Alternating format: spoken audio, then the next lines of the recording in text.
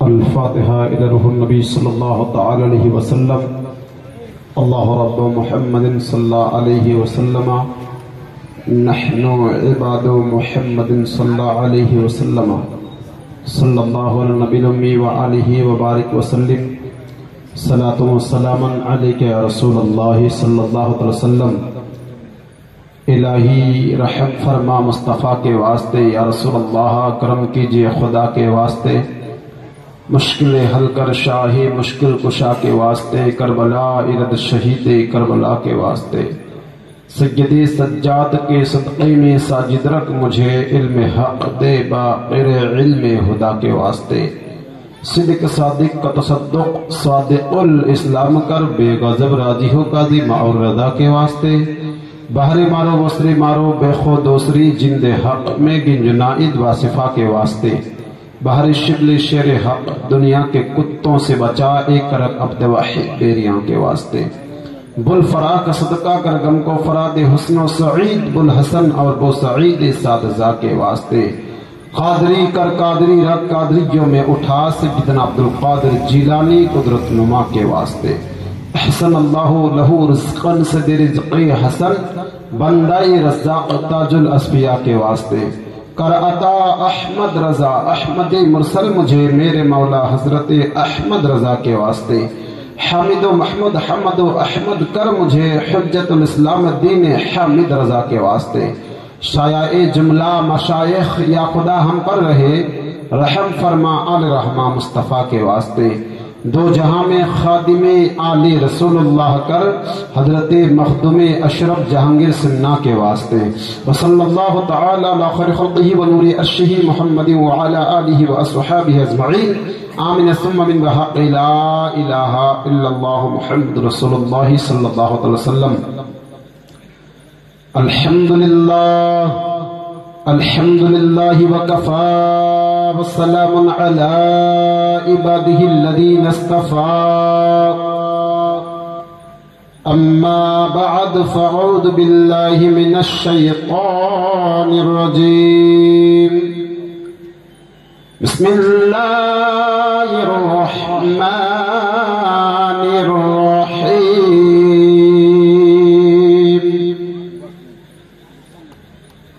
وقل جاء الحق وزهق الباطل إن الباطل كان زهوقا،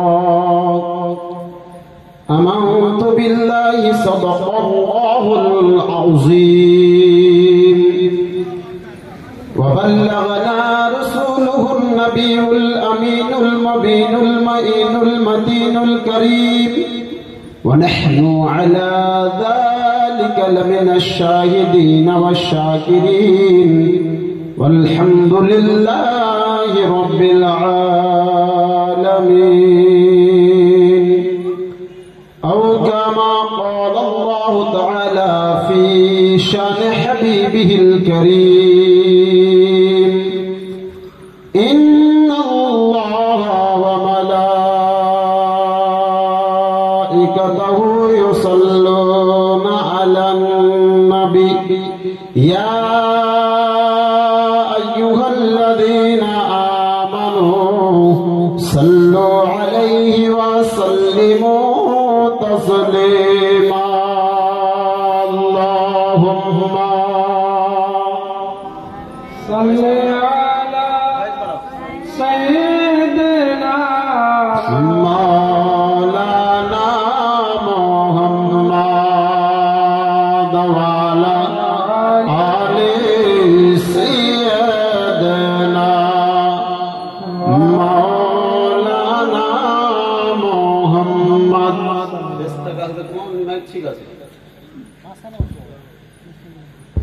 সমস্ত প্রশংসা তোমার হে রব্বুল আলামিন, সমস্ত প্রশংসা তোমার হে রব্বুল আলামিন, তুমি রহমানুর রহিম, আল্লাহুম্মা সাল্লি আলা সাইয়্যিদিনা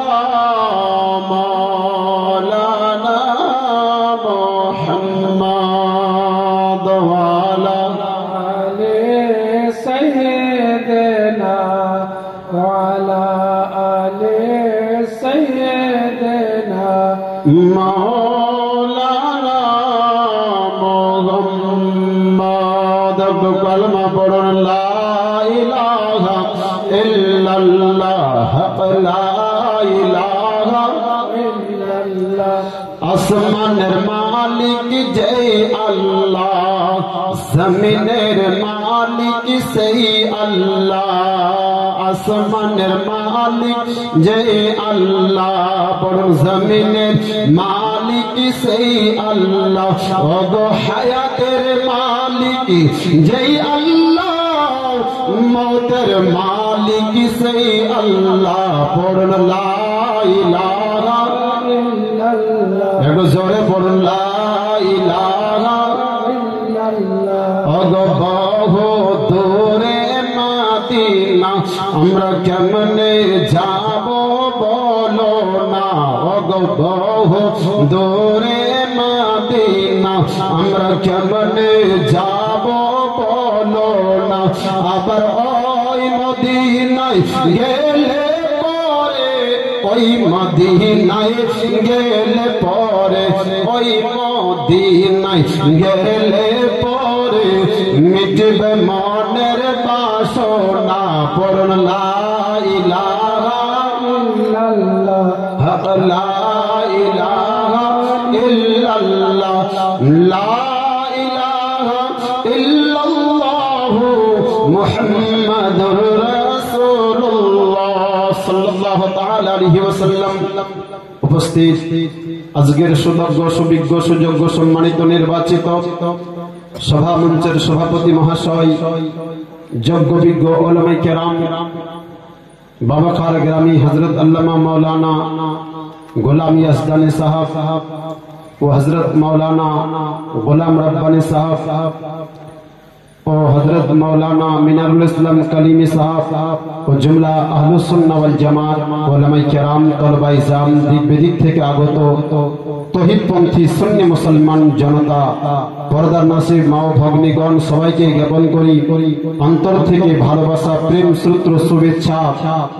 আগামী গুজস্তা গত গুজরে যাওয়া ঈদ উল ফিতর মুবারক, তৎসঙ্গে আসুন যে রব্বুল আলামিন সর্বশক্তিমান বিশ্ববিধাতা মহান আল্লাহ তাআলা আজ আমাদেরকে একত্রিত হওয়ার তৌফিক ইনায়াত করেছেন। আমাদেরকে আজকে জালসাগাহে বসার তৌফিক দান করেছেন। তাই তিনারই প্রশংসা আদা করি। পবিত্র কোরআন শরীফের ভাষায় নেকি পাওয়ার আশায় পুরুষগণ উচ্চ আওয়াজে, মা বোনেরা আস্তে করে পাঠ করুন আলহামদুলিল্লাহি রাব্বিল আলামিন। অতঃপর দরুদ ও সালামের ধারা প্রবাহিত হোক যিনি মক্কার সরকার, মদিনার তাজদার, দয়ার অবতার, রহমতের ভান্ডার, নাইবে পরওয়ারদিগার, শাফিউল মুজনবিন, আনিসুল গারিবিন, যিনি মক্কার হিলাল, মদিনার দুলাল, যার নিয়োগ করা কাবা ঘরের মুয়াজ্জিন হযরত বিলাল, নবী মুখতার নবী মুহাম্মদ রাসূলুল্লাহ সাল্লাল্লাহু তাআলা আলাইহি ওয়াসাল্লামের উপরে দরুদ শরীফ পাঠ করব। আমি আপনি আজ বংশেয়ারি সরজমিতে এই শরীফপুর গ্রাম থেকে দরুদ শরীফের ধারা যদি প্রবাহিত করি, উক্ত দরুদ শরীফ গুলোকে রাসূল পাকের দরবারে পৌঁছাবে কিনা এ বিষয়ে আমি নাচিস হাকির ও ফকির গুনাহগার আপনাদের কাছে উপস্থিত হয়েছি। যথেষ্ট চেষ্টা করব, যথেষ্ট আপ্রাণ চেষ্টা করব বোঝানোর জন্য। কোরআন ও হাদিস, ইজমা কিয়াসকে সামনে রেখে বাস্তবে আলোচনা রাসূল পাক সাহেবের আওলাদ সাল্লাল্লাহু তাআলা আলাইহি ওয়াসাল্লাম মদিনার সবজে গুম্বদ থেকে আমাদের দুরূদগুলো শুনতে পান কিনা এ বিষয়ে আপনি রাসূল আজম নূরে মুজাসসাম ফখরুনা মওজুদাত रहमत आलम शफील मुजनबीन आनिसुल गारिबीन बेकसों का सहारा हम गरीबों का आका नबी मोहम्मद रसूलुल्लाह সাল্লাল্লাহু তাআলা আলাইহি ওয়াসাল্লামকে জিজ্ঞেস করুন। সাহাবায়ে কেরাম একজন দাঁড়ালেন, জিজ্ঞেস করলেন, ইয়া রাসূলুল্লাহ, ইয়া হাবিবে কিরদাগার, নাইবে পরওয়ারদিগার, শাফিউল মুজনাবিন, আনিসুল গায়বিন, আপনি তো গায়ব দা নবী, সব কিছুই বলতে পারেন। ইয়া রাসূলুল্লাহ, আজ জানতে চাই আমরা যখন সময় পাবো তো 5 ওয়াক্তের নামাজকে আমার আল্লাহ তাআলা আমাদের উপরে ফরজ করে দিয়েছেন। রোজা রমজান শরীফের রোজাকে আমাদের উপরে ফরজ করে দিয়েছেন। ওগো রব্বুল আলামিনের নবী, নবীদের সাহারা, ইমামুল আম্বিয়া, একটু বলুন তো আমাদের উপরে যদি ধনমান ধন সম্পত্তি আমাদের খুব বেশি হয়ে যায় তো বছরে অন্তত একবার করে আমাদের উপরে যাকাত ওয়াজিব বা ফরজ হবে। ওগো রাসূলুল্লাহ সাল্লাল্লাহু আলাইহি ওয়াসাল্লাম, ইসলামের এই স্তম্ভ পাঁচটার মধ্যে হইতে প্রথম নাম্বার হলো কালেমা অর্থাৎ ঈমান, দ্বিতীয় হলো নামাজ, তৃতীয় হলো রমজান শরীফের রোজা, চতুর্থ হলো যাকাত, পঞ্চমে হলো হজ। এই সমস্ত বিষয়গুলো আদায় করার পরে যে সময়টা পাবো, ইয়া রাসূলুল্লাহ, ইয়া হাবিবে কিরদাগার, নাইবে পরওয়ারদিগার, শাফিউল মুজনাবিন, আনিসুল গায়বিন, বেকসোं का सहारा, हम गरीबों का आका, আপনি বলুন ইয়া রাসূলুল্লাহ সাল্লাল্লাহু আলাইহি ওয়াসাল্লাম, জানতে চাই আমরা কি করব। তো নবী তো জাহাঁ বললেন, কি করতে চাও? বলে ইয়া রাসূলুল্লাহ, আপনার নিকটবর্তী হতে চাই, আপনার নিকটে আসতে চাই, আপনার খুব কাছাকাছি হতে চাই। রাসূল পাক বললেন যে তুমি দুরূদ শরীফ পড়ে কাটাও। জোরে বলুন সুবহানাল্লাহ। মুহতারাম সামিন হযরত, বলার উদ্দেশ্য হচ্ছে যেমনই নবী বললেন, সাহাবায়ে কেরাম হইতে একজন দাঁড়ালেন আর উত্তর দিচ্ছেন, ইয়া রাসূলুল্লাহ, দিন ও রাতকে আমি 4 ভাগে বিভক্ত করব। আর উত্তর 4 ভাগে বিভক্ত করার পরে এক ভাগ আল্লাহ তাআলার ইবাদত বন্দেগীতে কাটানোর পরে এক ভাগ এই দিন ও রাতের মধ্যে যে 4 ভাগে বিভক্ত করব, ফরজ ইবাদত করার পরে, ওয়াজিব ইবাদত করার পরে, সুন্নাতে মুআক্কাদা ইবাদত করার পরে, সুন্নাতে গায়র মুআক্কাদা ইবাদত করার পরে, সুন্নাতে মুস্তাহাব ইবাদত করার পরে, সুন্নাতে আপনার মুস্তাহসান ইবাদত করার পরে, ইয়া রাসূলুল্লাহ, ইয়া হাবিবি কিরদাগার, যেটা সময় পাবো সেটাকে 4 ভাগে বিভক্ত করার পরে এক ভাগ আপনার দুরূদ শরীফে কাটাবো। জোরে বলুন না সুবহানাল্লাহ। মুহতারাম সামিন হযরত, দ্বিতীয় বিষয়, নবী আমার বললেন তুমি ততটা কাছাকাছি হবে। এইভাবে আবার দ্বিতীয়বার বলছেন, ইয়া রাসূলুল্লাহ, দিন রাতকে 4 ভাগে বিভক্ত করার পরে আল্লাহর ইবাদত বন্দেগী করার পরে যে সময়টা আমার কাছে বাঁচবে, সেই সময়টার কথা আমি বলছি। খুব মাথা ঠান্ডা করে, মস্তিষ্ক ঠান্ডা করে বুঝার চেষ্টা করবেন।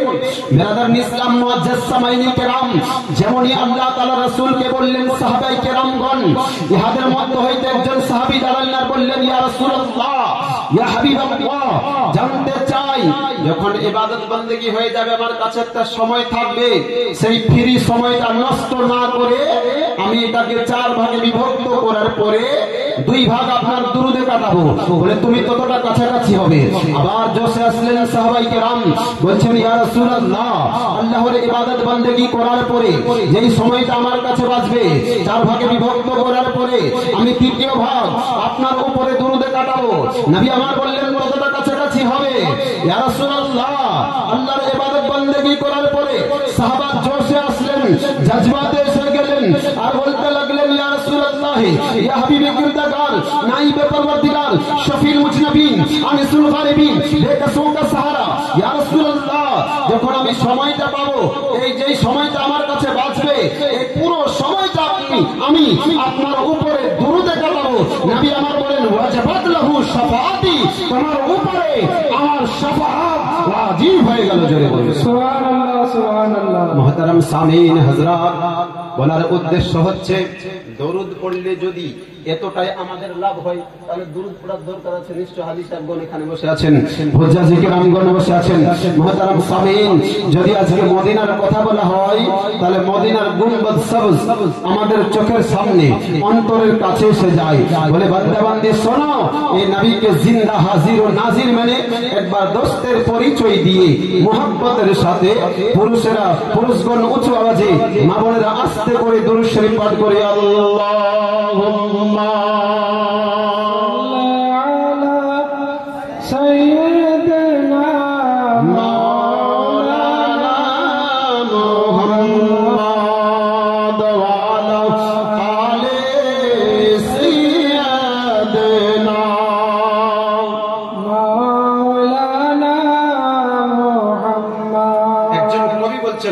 দেশের মানুষ, দক্ষিণ দিনাজপুরের মানুষ আমরা অনেকে বলি উর্দু আমরা বুঝতে পারি না, কিন্তু আমি যেটা মনে করি সেটা হচ্ছে হয়তো আমাদের বোকা বানানো হচ্ছে। উর্দু সবই বুঝি না, বুঝি না, মোবাইল চালাই তখন তো ঠিক বুঝতে পারি। आरज़ू मदीने की मेरा दिल लुभाती है, आरज़ू मदीने की मेरा दिल लुभाती है। क्या करूं क्या करे गरीबी में आका, क्या करे गरीबी में बेबसी रुलाती है। आरज़ू मदीने की मेरा दिल लुभाती है, आरज़ू मदीने की मेरा दिल लुभाती है। क्या करे गरीबी में आका, क्या करे गरीबी में बेबस रुलाती है। क्या करे गरीबी में आका बेबसी रुलाती है। और करवट बदलती हैं हसरतें मेरे दिल में, कि करवट बदलती हैं हसरतें मेरे दिल में, करवट बदलती हैं हसरतें मेरे दिल में। कि गुलशन मदीना की आका, गुलशन मदीना की जब भी याद आती है। क्या करे गरीबी में आका, क्या करे गरीबी में बेबस रुलाती है। और फुरकत मदीने, फुरकत मदीना में रात भर मेरे आका, के फुरकत मदीना में आका, फुरकत मदीने, फुरकत मदीना में रात भर मेरे मौला, फुरकत मदीना में रात भर मेरे मौला। नींद मेरी आँखों में आका, नींद मेरी आँखों में आती है और जाती है। नींद मेरी आँखों में आती है और जाती है। আর কি বলছেন कि सुबह भी मदीने की, शाम भी मदीने की। जोरे बोलो ना या रसूल अल्लाह, या रसूल अल्लाह। कि सुबह भी मदीने की, शाम भी मदीने की। सुबह भी मदीने की, शाम भी मदीने की। मुस्तफा के जलवों में, मुस्तफा के जलवों में आका, मुस्तफा के जलवों में हर घड़ी नहाती है। आरज़ू मदीने की मेरा दिल लुभाती है। क्या करूं क्या करे गरीबी में आका, क्या करे गरीबी में बेबसी रुलाती है। मोहतरम सामिन, আমি আপনাদের সম্মুখে যে কালামুল্লাহ শরীফ হইতে আয়াতে কারিমা পাঠ করেছি, আল্লাহ রাব্বুল আলামিন জাল্লা জালালুহু তিনি বলছেন हक आया और बातिल मिट गया, बेशक बातिल को मिटाना ही था। এটা আল্লাহ রাব্বুল আলামিন বলছেন সত্য এসেছে, বাতিল মিটেছে, নিশ্চয় বাতিল মিটবে সত্য প্রকাশের জন্য আর বাতিল মেটার জন্য। যেমন উদাহরণস্বরূপ আপনি শরীফপুকুর জালসায় বসে আছেন, এখনো সময় যদি কোনো ব্যক্তি আপনাকে ফোন যোগে আপনার সঙ্গে যোগাযোগ করে আপনি বলেন যে আমি শরীফপুকুর গ্রামে নেই, বাস স্ট্যান্ডের নাম জামবাড়ি সম্ভবত, এই জামের নাম, আপনার বাস স্ট্যান্ডে গিয়ে আপনি বসে আছেন, আপনি আছেন শরীফপুকুর আর বলছেন যে জামেরে আছি, অথবা আপনি এই শরীফপুকুর গ্রামে আছেন কিন্তু বলছেন মহিপালে আছি, আপনি আপনার গ্রামে আছেন অথচ বুনিয়াদপুর শহরের কথা বলছেন, বিভিন্ন ধরনের কথা বললেন, এই কথাটা মিথ্যা হলো। খোদা না খাস্তা কোন ব্যক্তি যদি দেখে নেয়, এক তো আপনি গুনাহ করলেন, দ্বিতীয়ত কোন ব্যক্তি দেখে নেয় তো বলবে আপনাকে বুনিয়াদপুর দেখলাম কিন্তু আপনি বললেন অমুক জায়গাতে, তারপরে কথাটাকে ছুপানোর জন্য, সেটাকে মেটানোর জন্য এক এক করে 10টা মিথ্যা বলতে হচ্ছে অন্তত, নাকি? তো মিথ্যা বলতে হলো, তারপরেও হাকিকতটা কি আসলো, সামনে চলে আসলো। তো যেদিন হাকিকত সামনে এসে যাবে, সত্যটা প্রকাশ পেয়ে যাবে, সেদিন মিথ্যার কোনো দাম থাকবে না। অনুরূপ আল্লাহর কোরআন বলে, বান্দা শোনো, একদিন সত্য প্রকাশ হবে, মিথ্যা বাতিল মিটে যাবে। কোনদিন বাতিল এই পৃথিবীতে শক্তি দিয়ে উঠতে পারবে না, হাজারো যদি শক্তি থাকে সমস্ত মিটে যাবে। বান্দা বান্দি শুনুন, আজ আপনাকে বলতে চাই, ইবাদত বন্দেগী আপনি যাহা কিছু করবেন না কেন, মুফতি সাহেবকে রাজি করার জন্য নয়, ইমাম সাহেবকে রাজি করার জন্য নয়, পীর সাহেবকে রাজি করার জন্য নয়, মুরিদ সাহেবকে রাজি করার জন্য নয়, বক্তা সাহেবকে রাজি করার জন্য নয়, শায়েরিকে রাজি করার জন্য নয়, গজল পাঠ করিকে রাজি করার জন্য নয়, নিজের স্ত্রী পুত্রকে রাজি করার জন্য নয়, নিজের গ্রামের মাতব্বরদেরকে রাজি করার জন্য নয়, নিজের এলাকার কোন নেতাকে রাজি করার জন্য নয়। আপনি যদি ইবাদত বন্দেগী করেন তো শুনুন, আজকে আপনি পয়গাম নিয়ে যান, সত্য কথা এটাই যে আপনি ইবাদত করবেন सर झुके तो खुदा के लिए और दिल झुके तो प्यारा मुस्तफा के लिए। गुलामान मुस्तफा जान देने से नहीं डरते, ये सर रह जाए या कट जाए कुछ परवाह नहीं करते। सुभान अल्लाह, सुभान अल्लाह। अजीजान मोहतरम बुजुर्गों दोस्तों, আজ আমরা ইবাদত বন্দেগী করি, আমাদের কি প্রয়োজন রয়েছে, ইবাদতের মধ্যে আমাদের কি ভুল ত্রুটি আছে, সেগুলোই নিয়ে আমাদের আজকে আলোচনা করার দরকার রয়েছে। মুসলমান, গত বছর আপনাদেরকে আমি পয়গাম দিয়েছিলাম, ওযুর মধ্যে ফরজ কয়টা? 4টা।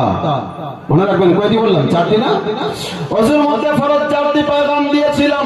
মুসলমান, আপনি যায় নামাজে দাঁড়াচ্ছেন, আপনি মুসাল্লাতে গিয়ে দাঁড়াচ্ছেন, ইবাদত বন্দেগী করতে গেছেন খোদার ঘরে, কিন্তু ইবাদতে যাওয়ার পরে আপনার দেখা যাচ্ছে যে কিভাবে দাঁড়াতে হবে, এই কথা হাজারবার ইমাম সাহেবগণ বলছেন, মৌলভী সাহেবগণ বলছেন, ইমামেরা বলছেন, কিন্তু মুক্তাদিরা মনে করে যে মৌলানা সাহেব ঘরের কথা বলবেই, মুফতি সাহেব ঘরের কথা বলবে, বক্তা সাহেব ঘরের কথা বলবে। শুনুন, আপনার নামাজের মধ্যে ফরজ হলো 7টি, আর আপনার নামাজের মধ্যে শর্ত হলো 6টি। এই 6 এবং 7 একে বলা হয়েছে 13টি।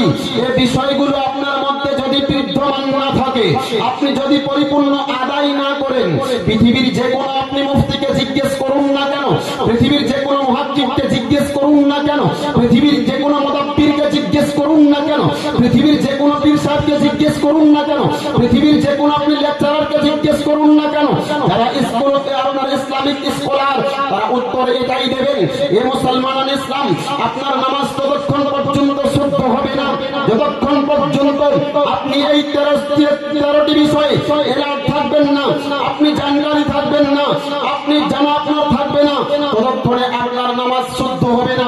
শুধুমাত্র নামমাত্র নামাজ পড়লেই হবে না, নামাজ পড়িয়ে নামাজকে বাঁচাতে হবে। আল্লাহর কোরআন বলে আকিমুস সালাত ওয়া আতুজ যাকাত, আল্লাহ রাব্বুল আলামিন বলছেন যে তোমরা নামাজ কায়েম করো এবং নামাজ প্রতিষ্ঠাতা করো এবং নামাজ যাকাতকে প্রদান করো।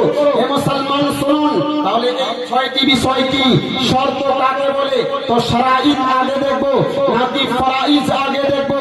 বলে বান্দা শোনো, শর্তগুলো আপনার মধ্যে নিয়ে আসতে হবে। প্রথম শর্তটাই হলো তাহারাত, অর্থাৎ পবিত্রতা অর্জন করা। জোরে বলুন না সুবহানাল্লাহ। পবিত্রতা কাকে বলে জিজ্ঞেস করতে আরম্ভ করুন। ও মুফতি সাহেব, মাওলানা সাহেব, বক্তা সাহেব, বলুন পবিত্রতা কাকে বলে? আমার নবী, আপনার নবী তথা বিশ্ব নবী হাবিবুল্লাহ সুরুরু কালবসিনা রুহে ফিদা, তিনি জানাচ্ছেন বান্দা বান্দিরাম, আরে পবিত্রতা কাকে বলে? বান্দা শোনো গো শোনো, তুমি নিজের শরীরকে সর্বপ্রথমে পবিত্র অর্জন করো। বলে যদি অপবিত্র থাকো পবিত্র হয়ে যাও। আরে বান্দা বান্দিরা, যখন আমার শরীর পবিত্র হয়ে গেল, তারপরে তুমি যেই নামাজ, যেই কাপড় পরিধান করতে অবস্থায় নামাজ পড়বে, সেই নামাজ, সেই জায়গাটাকে পবিত্রতা বানাও। শরীরটা যেমন পবিত্র করেছ, কাপড় পবিত্র করে নাও। যেই জায়গাতে নামাজ পড়বে সেই জায়গাটা পবিত্র বানিয়ে নাও। বান্দা, যেই কাপড়ের উপরে, যেই যায় নামাজের উপরে, যেই মুসাল্লার উপরে তুমি নামাজ আদায় করবে, সেই জায়গাটাকে পবিত্র বানিয়ে নাও। পবিত্রতা তাহারাত কেমন করে অর্জন করব? ও পৃথিবীর মুসলমানেরা, ও আজ দিনাজপুরের মানুষেরা, তোমরা শুনে নাও, জেনে নাও, পৃথিবীর বুকে আজ যদি এ বিষয় একটু আলোচনা করতে যাই, পবিত্রতা কাকে বলে, তার জন্য যদি আমি কোন গ্রাজুয়েশন ব্যক্তির কাছে যাই আর বলি মৌলানা, আর তাকে বলি জিজ্ঞেস করি, আমাদের মৌলানা সাহেব বলেছেন পবিত্রতা তাহারাত অর্জন করতে হবে, পবিত্র হওয়া কাকে বলে এ সম্পর্কে একটু বলে দাও। বলতে পারবে বাবা? একটু হানা করুন, উত্তর আসবে জি না। তবে কোন মৌলানা সাহেবকে জিজ্ঞেস করবো, মহান আল্লাহ তাআলা কোরআন পাকের মধ্যে বলেন, তুমি যে বিষয়ে জানো না সে বিষয়টা জানকারী ব্যক্তির কাছ থেকে জেনে নাও। জানকারীটাকে এমন জানকারী ব্যক্তি তার কাছ থেকে জানবো, যে কোরআন শরীফের পণ্ডিত্য অর্জন করেছে, যে হাদিস শরীফ পড়ে হাদিসের পণ্ডিত্য অর্জন করেছে, সেই ব্যক্তিটা ইসমা পড়ার পরে ইসমার পণ্ডিত্য অর্জন করেছে, সেই ব্যক্তিটা কিয়াস পড়ার পরে কিয়াসের উপরে অটুট আছে। এই সমস্ত ব্যক্তিদেরকে জিজ্ঞেস করো।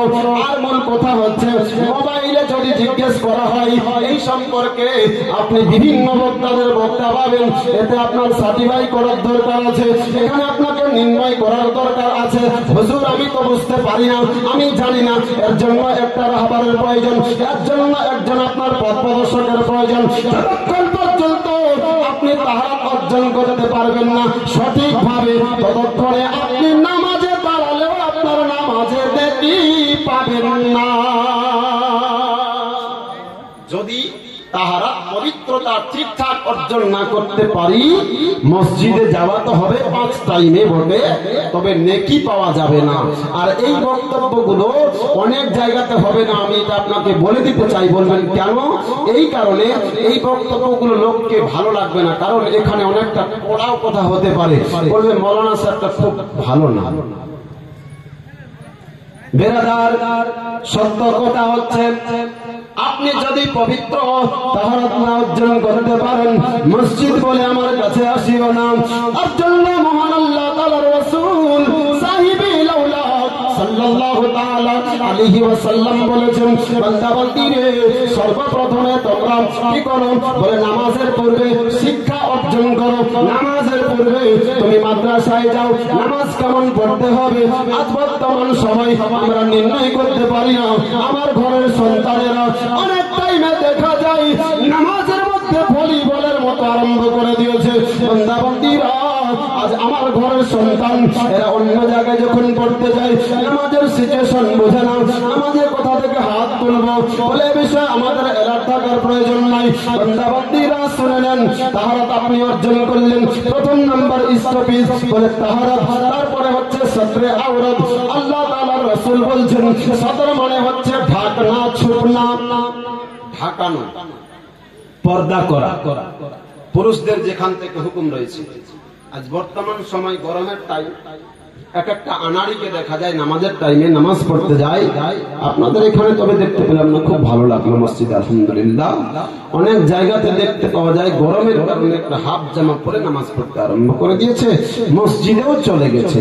বান্দা বান্দি শুনুন, কিতাবের নাম বলে যাই আল্লামা ফকি মিল্লাত জালালউদ্দিন আমজাদি রাহমাতুল্লাহ আলাইহি, তিনি লিপিবদ্ধ করেছেন। কিতাবটির নাম ফতোয়া ফায়জুর রাসূল। উক্ত কিতাব 2 খণ্ডে বিভক্ত। ওই কিতাবের মধ্যে কেউ জিজ্ঞেস করেছেন, হুজুর একটু জানতে চাই, কোরআন হাদিসের উদ্ধৃতি দেন, হাফজামা পরিধান করতে অবস্থায় নামাজ শুদ্ধ হবে কি হবে না? এ বিষয়ে ফকিহ মিল্লাতকে জিজ্ঞেস করা হয়েছে। উনি বৃহত্তম একজন ফকিহ, বৃহত্তম একজন জ্ঞানী মানুষ।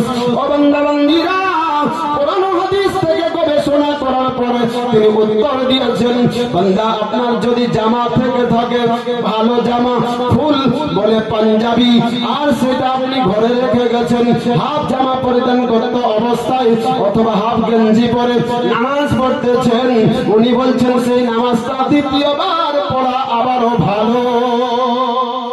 কি বুঝলাম? কিন্তু আমরা চলে যাই ইচ্ছাকৃত, ইমাম সাহেব বললে তার কথাকে ধ্যানে দিই না। এমন মানুষ বর্তমান সময় খুব কম আছে, যার কাপড়ের অভাব আছে বর্তমানে খুব কম আছে না? গ্রামে 2-1 হয়তো পাওয়া যায়, খুব অভাব কম। আপনি কি করলেন? নামাজ পড়তে আরম্ভ করলেন। নাম্বার 2, আরেকটা বিষয় আপনাকে বলি। বর্তমান কিছু যুবক ভাই, রাগ করবেন না, আপনাকে বোঝার জন্য, কারণ আপনি বাঁচলে আপনার লাভ হবে, আমার কোনো লাভ হবে না। আপনি বাঁচতে যদি পারেন কবরে গিয়ে বাঁচতে পারবেন, আপনি যদি বাঁচতে পারেন হাসরে গিয়ে বাঁচতে পারবেন, আপনি যদি বাঁচতে পারেন মিজানে গিয়ে বাঁচতে পারবেন।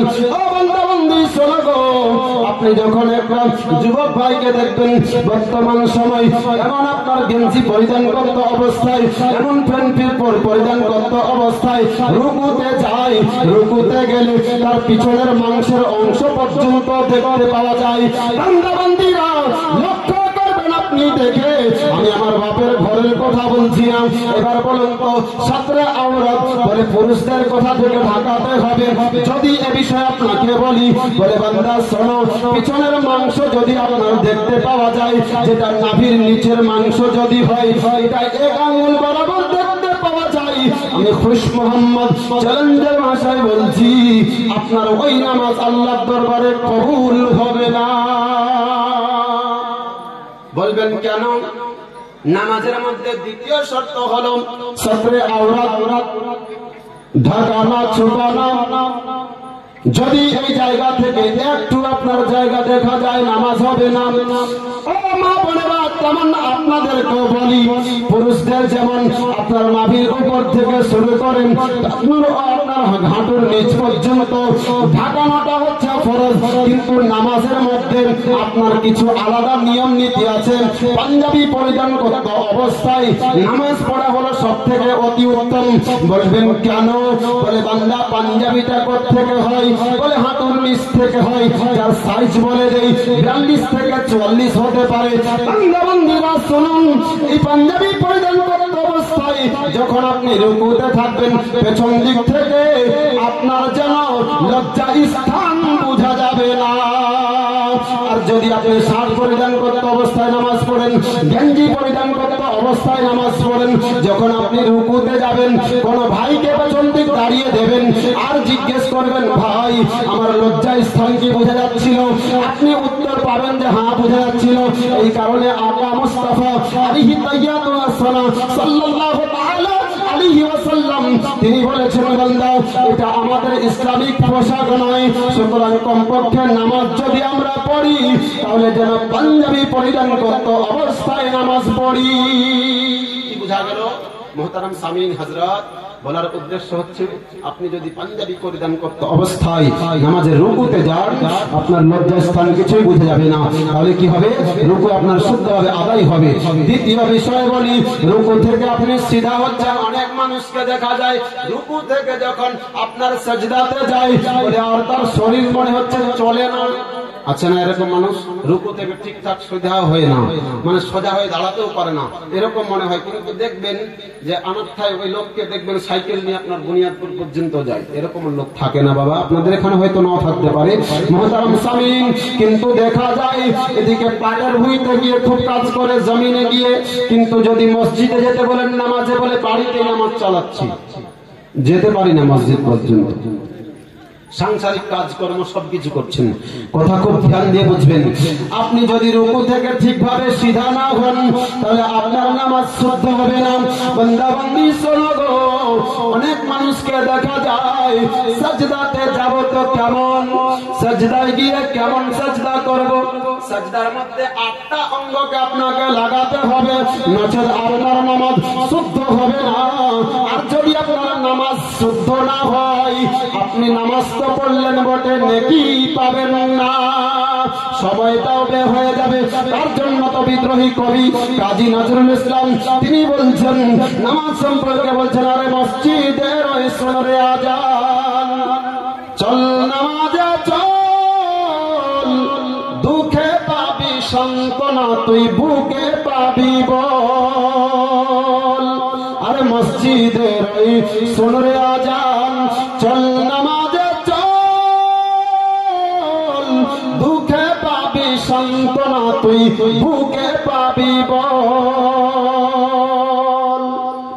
ওরে মলিন মাটি লাগলো জাতর, মলিন মাটি লাগলো জাতর, দেহ মনের মাঝে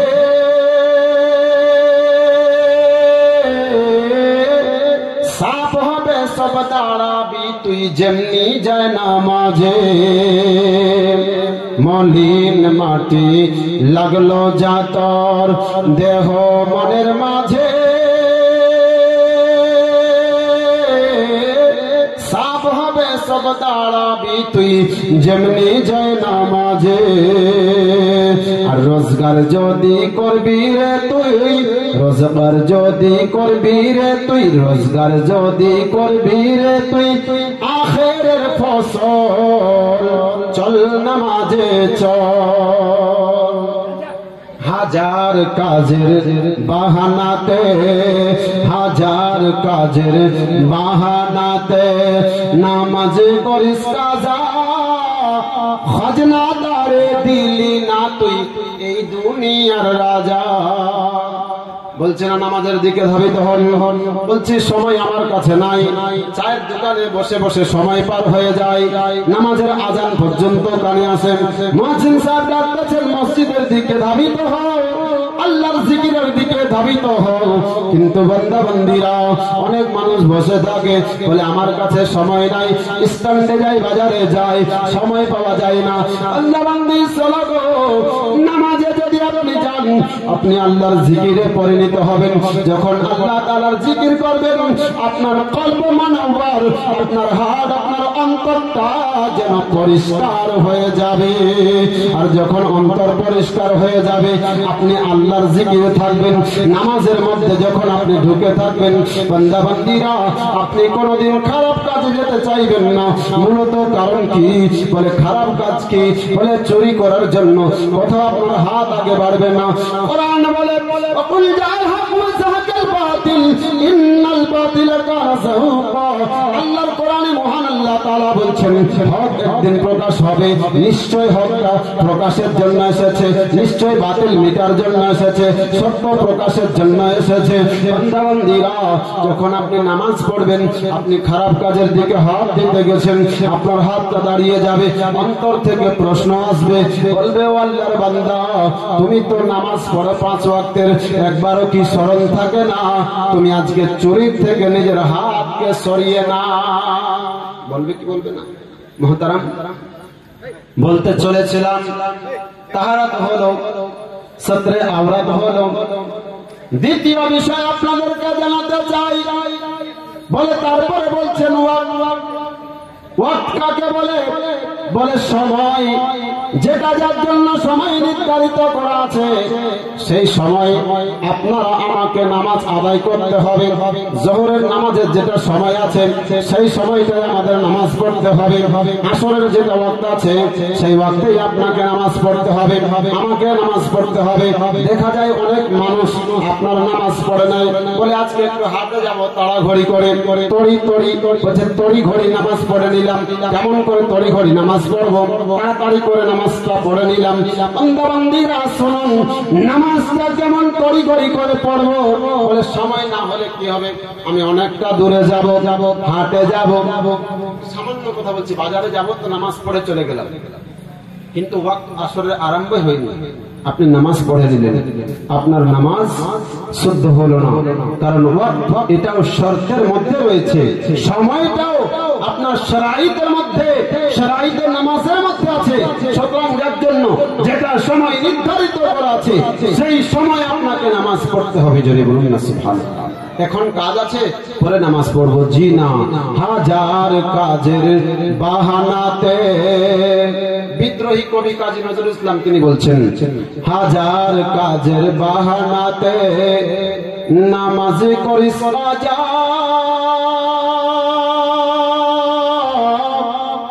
খাজনা তারে দিলি না তুই এই দুনিয়ার রাজা। এই কার তরে তুই মরিস খেতে, এই কার তরে তুই মরিস খেতে, কে হবে তোর সাথী? আরে বেনামাজির আধার গড়ে কে জ্বালাবে বাতি? আরে বেনামাজির আধার গড়ে কে জ্বালাবে বাতি? খোদার নামে সর ঝুঁকিয়ে, নবীর নামে অন্তর ঝুঁকিয়ে, খোদার নামে সর ঝুঁকিয়ে, খোদার নামে মাথা ঝুঁকিয়ে, নবীর নামে অন্তর ঝুঁকে জীবন করো সফল। চল নামাজে চল, আরে মসজিদের ওই শুনরে আজান, চল নামাজে চল। দুঃখে পাবি সান্ত্বনা তুই বুকে পাবি বল, দুঃখে পাবি সান্ত্বনা তুই বুকে পাবি বল। ওয়াক্তের কথা হয়ে গেল। 4 নম্বর আসলো নিয়াত। কি আসলো? নিয়াত কাকে বলে? দিলের মধ্যে অন্তরে তার ইরাদা করা, উদ্দেশ্য রাখা। আমি ফজরের নামাজ আদায় করতেছি, এই উদ্দেশ্য রাখা। বলে বান্দা বান্দীরা, তাহলে মুখে কি উচ্চারণ করতে হবে না? আপনাকে বলতে চাই নিয়ত করাটা হচ্ছে ফরজ, কিন্তু মুখ দিয়ে এর উচ্চারণ করা হলো মুস্তাহাব। কথাটা বুঝবেন আমার? নিয়ত করা কি গো? শরাঈত নামাজের মধ্যে মানে ফরজ, নিয়ত করা ফরজ, করতেই হবে। হুজুর মুখে উচ্চারণ করা মুস্তাহাব। যেমন আমরা পাঠ করি নামাই কবর ওয়াসাল্লি আলাইহি তাআলা রাকাতাই সালাতুল ফজর সুন্নতি রাসূলুল্লাহ তাআলা, এগুলো পাঠ করতেছি, এগুলো মুখে উচ্চারণ করা হলো মুস্তাহাব মানে ভালো, কিন্তু দিল থেকে পাক্কা ইরাদা করতেই হবে, নচেত আপনার নামাজ নয়। যদি কোনো ব্যক্তি এটা মনে করেন যে আমি বাড়ি থেকে তো নিয়ত করে এসেছি নামাজ পড়বো, তো বেরাদার অনেক টাইমে কি হয়, বিবাহ করতে আসে না মানুষেরা, আসে না গো? একটু হানা করুন, আপনারা নিশ্চয়ই আমার ভাষা আজকে বুঝে উঠতে পারছেন না, তাই না? পাচ্ছেন বুঝতে? তো বেরাদার বিবাহের টাইমে যখন আসে তো মৌলানা সাহেবকে আমরা ডেকে নিয়ে যাই, কি করার জন্য? বলছেন ইজাব কবুল করার জন্য না। তো কেউ যদি বাড়ি থেকে নিয়ত করে এসেছে, তো সবাই তো জানে যে বিয়ে করতে এসেছে, ইজাব কবুল করার দরকার আছে? ওইখানে বলছি কেন? ইহা থেকে প্রমাণিত কি হচ্ছে? আপনি বাড়ি থেকে যতই নিয়ত করে আসুন, কিন্তু যখন মুসাল্লাতে দাঁড়িয়ে গেলেন এর পাক্কা ইরাদা করে নিলেন, নামাজে পাক্কা ইরাদা করলেন, আমি নামাজে দাঁড়িয়ে গেছি, আল্লাহ তাবারক তাআলার কাছে হাত ধুইকে কান পর্যন্ত, পুরুষগণ উঠিয়ে দিয়ে মহিলা কাঁধ পর্যন্ত হাত উঠিয়ে বুকের উপরে বাঁধবে, পুরুষগণ নাভির নিচে বেঁধে নেবে, বাম হাতের উপরে ডান হাত বেঁধে নেওয়ার পরে আপনি আল্লাহ তাবারক তাআলার সানা সিফা আপনার হামদ আদায় করতে আরম্ভ করেছেন, নামাজে রত আছেন। মুহতারাম সামিঈন, বলে তারপরে ইস্তিকবালে কিবলা অর্থাৎ কাবা শরীফের দিকে মুখ করা, এটা একটা শর্ত। কাবা শরীফের দিকে মুখ করতেই হবে, কিবলামুখী হতে হবে, নচেত আপনার নামাজ হবে না। পৃথিবীর জমিনের মুসলমানেরা, আপনি শুনে যান আজ রাতে, আপনি শোনার পরে আমলে পরিণত করুন। বলে যখন কিবলা শরীফ কাবার দিকে মুখ করলাম, এটা একটা শর্তের মধ্যে পড়ে। আর তারপরে 6 নাম্বার বলছেন তাকবীরে তাহরিমা, অর্থাৎ আল্লাহু আকবার বলে পুরুষগণ কান পর্যন্ত হাত তুলে তাহরিমা বেঁধে নেয়, এটা বলা হয় তাকবীরে তাহরিমা। 6টা শর্ত হয়ে গেল। 1 নাম্বার শর্ত হলো তাহরিম, দ্বিতীয় হলো সতরে আওরাত, তৃতীয় হলো ওয়াকফ, চতুর্থ হলো নিয়ত, পঞ্চম হলো আপনার কিবলামুখী হওয়া অর্থাৎ ইস্তিকবালে কিবলা, ষষ্ঠ হচ্ছে তাকবীরে তাহরিমা। আর 7টা নামাজের ফরজের কথা বললাম। বান্দা বান্দীরে, এই যদি 7টা ফরজকে কোনো মানুষ আদায় না করে তার নামাজ হবে না। কি হবে না? নামাজ হবেই না। যদি দেখা গেল যে আপনি সুবহান রাব্বিয়াল আযীম পাঠ করতেছিলাম, একবারের জায়গায় দুইবার পাঠ হয়েছে, হুজুর নামাজ হবে কিনা? তো মৌলভী সাহেব উত্তর দিবে নামাজ হয়ে যাবে, কারণ সাজদার মধ্যে 8টা আযু অঙ্গ প্রত্যঙ্গ লাগানো হচ্ছে আপনার জরুরি। 8টা বিষয় আপনাকে বলে দিব ইনশাআল্লাহ তাআলা যে 8টা অঙ্গ প্রত্যঙ্গ কেমন জমিনের মধ্যে পুরুষের জন্য লাগবে। এই মুহতারাম সামিঈন, এই সমস্ত বিষয় আজ আমাদের সমাজে প্রয়োজন রয়েছে, দরকার রয়েছে। যদি এই সমস্ত বিষয় আমরা এরাক না থাকি, জ্ঞাত না থাকি, আমাদের নামাজ নামাজ বলে গণ্য হবে না। মুসলমান শর্ত বলছিলাম 6টি হয়ে গেছে, এখন ফরাইজ শুরু হবে। প্রথম ফরাইজের মধ্যে বলছেন তাকবীরে, প্রথম তাকবীরে তাহরিমা, আল্লাহু আকবার বলে হাত বাঁধা, এটা হলো নামাজের ফরাইজের 1 নাম্বার। কিয়াম দাঁড়ানো ফরজ। কিয়াম 2 প্রকার। কিয়াম নিয়ে অনেক টাইমে অনেক জায়গায় ঝামেলা হয়, আমি ওই দিকের বিষয়গুলো বিলকুল আলাদা করে যাবই না, তবে আপনাদেরকে বলতে চাই, আপনাদের মাথার নলেজে ঢুকাবো। বিবেচনা আপনি করবেন, রাগ করবেন না, খোলা মস্তিষ্ক নিয়ে ঠান্ডা মাথায় বোঝার চেষ্টা করবেন। বিবেচনা আপনার উপরে। আমি এটা বলতে চাই না যে আপনি কোনটা মানবেন, আপনাকে এতটুকু বলতে চাই যে সূত্রটা আপনি ধরুন। কিয়াম করা ফরজ, কিয়াম করা মুস্তাহাব। কিয়াম নামাজে দাঁড়ানোটা হচ্ছে ফরজ, দাঁড়াতেই হবে, জরুরি। জোরে বলছি। যদি কোনো মুসলমান আপনার সহি সালামতে থাকে, অসুস্থ না হয়, রোগব্যাধি না হয়, দাঁড়াতে পারে, স্ট্রং, তাকে দাঁড়াতেই হবে। তো নামাজে যেভাবে দাঁড়ানোটা ফরজ রয়েছে। আর একটা হলো কিয়ামে মুস্তাহাব, অর্থাৎ রাসূলুল্লাহ সাল্লাল্লাহু তাআলা আলাইহি ওয়াসাল্লামকে সম্বোধন করে দাঁড়িয়ে ইয়া নবী সালামু আলাইকা পাঠ করা, এটা মুস্তাহাব। করলে নেকি, না করলে কোনো গুনাহ নাই। তবে এটা বলবো ব্রাদার, যেহেতু নেকি পাবো তো করবো না কেন? আর কোন ব্যক্তি যদি বলে করা শিরক, বেদাত, হারাম, তাহলে ভাবতে হবে যে রাসূলের পাকের সঙ্গে তার দুশমনি আছে। কথা বুঝে নেবেন। আমি যখন করবো না, আলাদা সামান্য একটা মেজাজ নেব যে আমি করবো না, এটা আলাদা বিষয়। কিন্তু যখন আপনি করবেন না, যদি শিরক বেদাতের ফতোয়া না দেন, কোনো অসুবিধা নেই, যে আমি মানি করি না, এটা আলাদা বিষয়। যেহেতু নেকি পাওয়া যাবে, বাপ আমার কবরে গিয়ে একটা নেকি কেউ আপনাকে দেবে না, তাহলে যদি নেকি পেয়ে থাকি তো করবো না কেন? কিয়াম দাঁড়ানো, নামাজে শুদ্ধভাবে সোজা হয়ে দাঁড়াবে। এবার দাঁড়িয়ে গেলাম, দৃষ্টিপাত কোথায় করব? যেখানে সাজদা করি সেই জায়গাতে দৃষ্টিপাত করব। কিয়াম অবস্থাতে রুকুতে যখন যাব, তো মাঝখানের যে পা আঙ্গুলগুলো আছে, এই বৃদ্ধ আঙ্গুলের 2 মাঝখানে, সেখানে দৃষ্টিপাত করব। রুকু থেকে সিধা হলাম, হুজুর সাজদাতে যাব, তো 8টা আযু, 8টা অঙ্গ প্রত্যঙ্গ। আপনি বললেন যে 8টা অংশ লাগাতে হবে। আমার কথাকে খুব ধ্যান দিবেন। প্রথমত 2 আঙ্গুলের, পুরুষদের জন্য বলছে কথাগুলো, 2 পায়ের 3 আঙ্গুল করে জমিনে পেটসো লাগানো ওয়াজিব। যদি কোনো মুসলমানের একটাও ছুটে যায় আপনার অনিচ্ছাকৃত, তাহলে সাজদায় সহ করতে হবে। আর যদি ইচ্ছাকৃত বাদ দেন, আপনার নামাজ বাতিল বলে গণ্য হবে ইনশাআল্লাহ তাআলা। কি হবে? বাতিল গণ্য হবে। তাহলে বাতিল যদি নামাজ হয়ে যায়, তো এই নামাজকে পুনরায় আদায় করতে হবে। কথা বোঝা গেল? পুরুষদের জন্য যেমন বৃদ্ধ আঙ্গুল, তারপরে আঙ্গুল, তৃতীয় আঙ্গুল, এটা পেট সহ জমিনে লাগাতে হবে। অনেক মানুষকে দেখা যায় শুধু এরকম রেখে দিচ্ছে, কেউ আর বাঁ পা লাগাচ্ছেই না। জি, তো যদি না লাগান তাহলে আপনার নামাজ শুদ্ধ হবে না। তাহলে 2 পায়ের কথা বলা হচ্ছে, 5টা করে আঙ্গুল লাগানো হচ্ছে মুস্তাহাব, সুন্নতে রাসূল।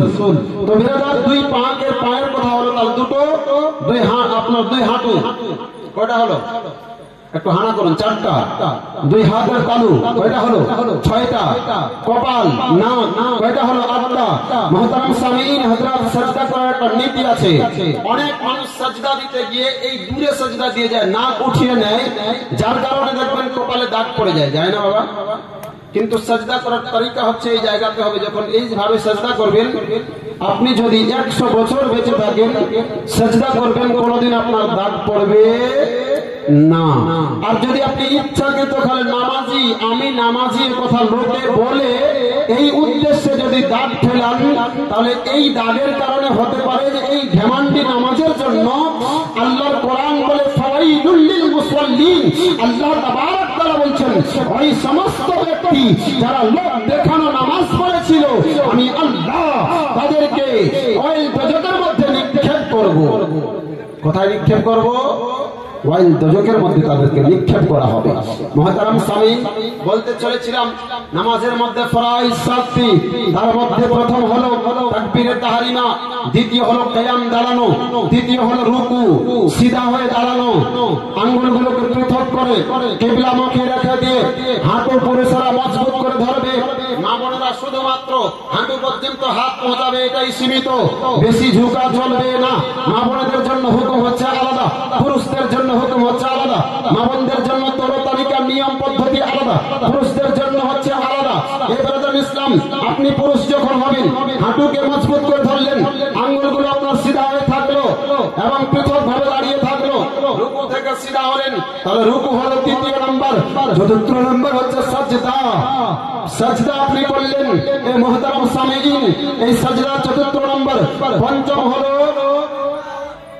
কাদায়ুলা, পঞ্চম হলো সাজদা, তাকবীরে তাহরিমা, কিয়াম, কিরাত পাঠ করা, অর্থাৎ তৃতীয় নাম্বার পাঠ করা, রুকু 4 নাম্বার, পঞ্চম হচ্ছে সাজদা, আর ষষ্ঠ হচ্ছে কাদায়ুলা, বৈঠক করা, শেষ বৈঠক করা, এবং আপনার সপ্তম হচ্ছে সালাম ফিরিয়ে নামাজকে সমাপ্ত করা ইনশাআল্লাহ তাআলা। নারে তাকবীর।